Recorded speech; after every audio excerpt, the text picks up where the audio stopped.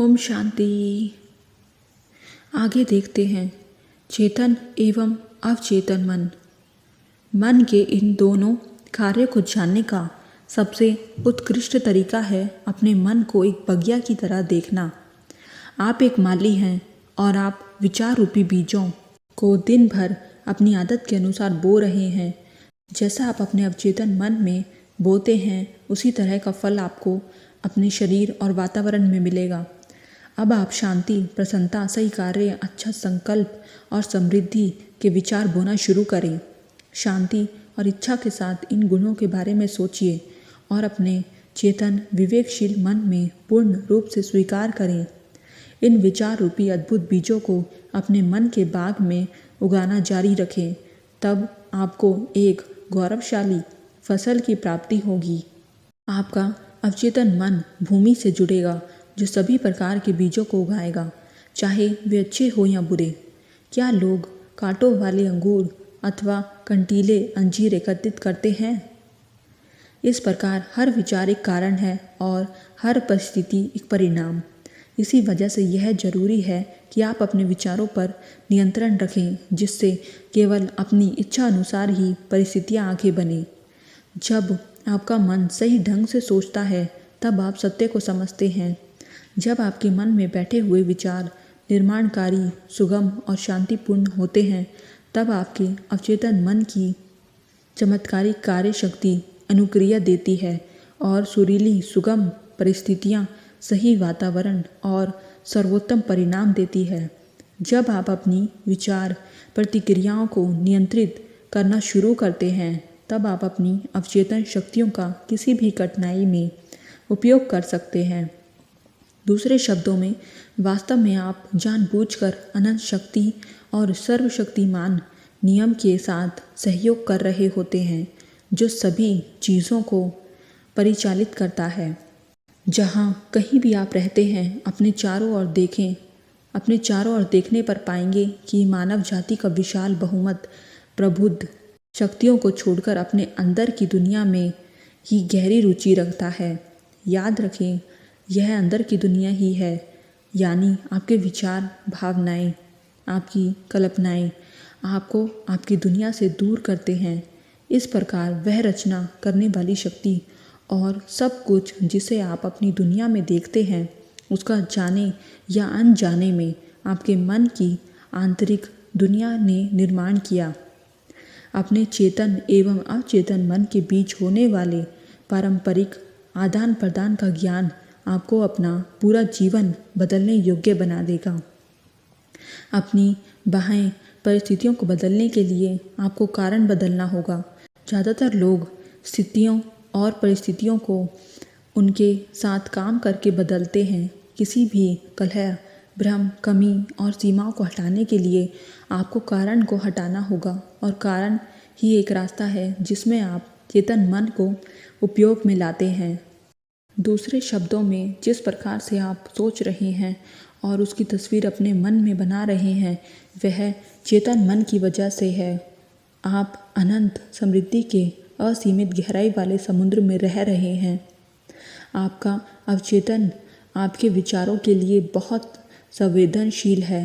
आपके विचार एक सांचा या ढांचा बनाते हैं जिसमें से होकर अवचेतन मन की अनंत बुद्धिमत्ता, ज्ञान, महत्वपूर्ण शक्ति और ऊर्जाएं बहती हैं। एक बार की बात है, कैरूसो महान ऑपेरा गायक को मंच पर गाने से डर लगा। उसने बताया कि अधिक डर की वजह से उसके गले की पेशियां जम गई, चेहरे से पसीना बहने लगा। वह बहुत शर्मिंदा था। उसने कहा, वे मुझ पर हंसेंगे, मैं गा नहीं सकता। तभी स्टेज के पीछे उपस्थित लोगों के बीच वह जोर से चिल्लाया, मेरे अंदर का छोटा मैं मेरे अंदर के बड़े मैं को मारना चाहता है। उसने छोटे मैं से कहा, यहाँ से जाओ, बड़ा मैं मेरे द्वारा गाना चाहता है। उसका बड़े मैं से तात्पर्य था उसके अवचेतन मन की अनंत शक्ति और ज्ञान, और वह जोर से चिल्लाने लगा, जाओ जाओ बड़ा मैं, अब मैं गाने जा रहा हूँ। उसके अवचेतन मन ने उसके अंदर की जीवन से भरपूर शक्तियों को बाहर निकालकर उत्तर दिया, जब उसका नाम पुकारा गया वह स्टेज पर गया। उसने गौरवशाली और राजसी अंदाज में गाकर श्रोताओं को अद्भुत कर दिया। जाहिर है कैरूसो को मन की दोनों अवस्थाओं चेतन अथवा तर्कसंगत और अवचेतन अथवा तर्कहीन का ज्ञान हो गया था। आपका अवचेतन प्रक्रिया देने वाला है और आपके विचारों की प्रकृति पर प्रतिक्रिया देता है। जब आपका अचेतन मन यानी छोटा मैं डरा हुआ, चिंतित और परेशान था, तब नकारात्मक भावनाएं आपके अवचेतन मन बड़ा मैं में पैदा हुआ और बाहर निकली और चेतन मन में हलचल हुई और वह अनिष्ट की आशंका और हताशा से भर गया।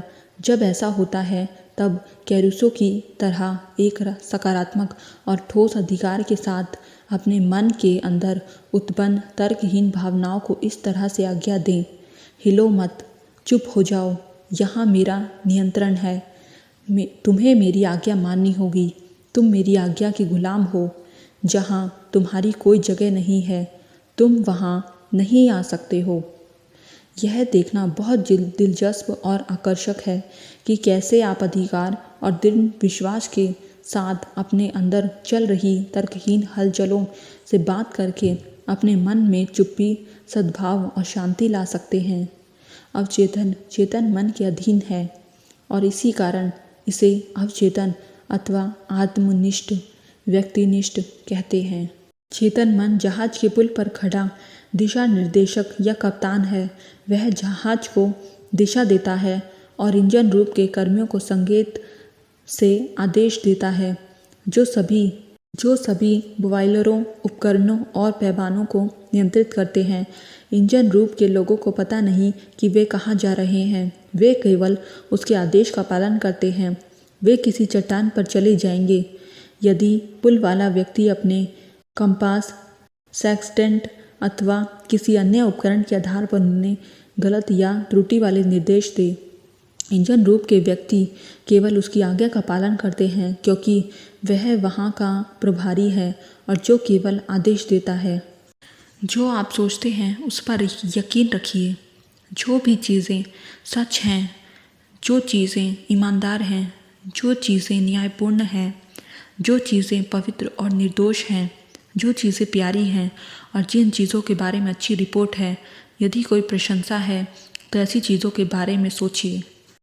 खजाना आपके अंदर है। अपनी दिली इच्छाओं के जवाब अपने अंदर तलाश करें।